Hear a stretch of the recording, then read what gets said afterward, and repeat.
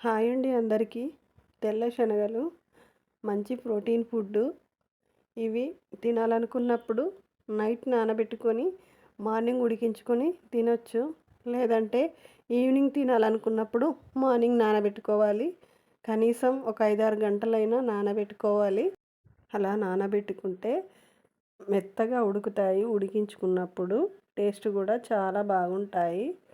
అలా నానబెట్టుకున్న తర్వాత మంచిగా కుక్కర్లో వేసుకొని ఉడికించుకోవాలి.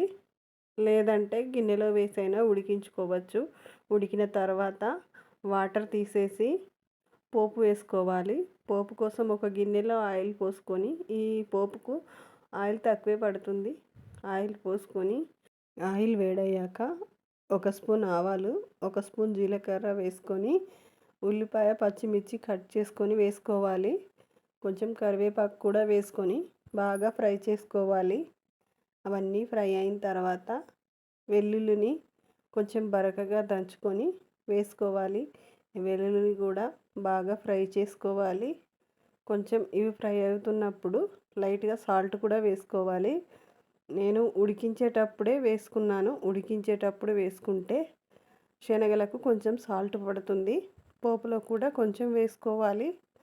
తర్వాత కొంచెం పసుపు కూడా వేసుకున్నాను. వేసుకొని బాగా ఫ్రై చేసుకోవాలి.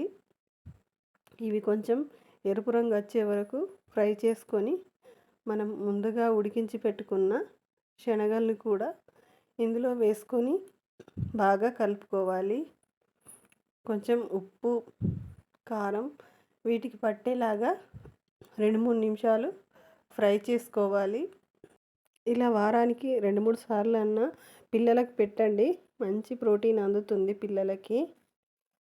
నా ఛానల్ కొత్తగా చూస్తున్న వారైతే సబ్స్క్రైబ్ చేసుకొని కామెంట్ చేయండి, లైక్ చేయండి.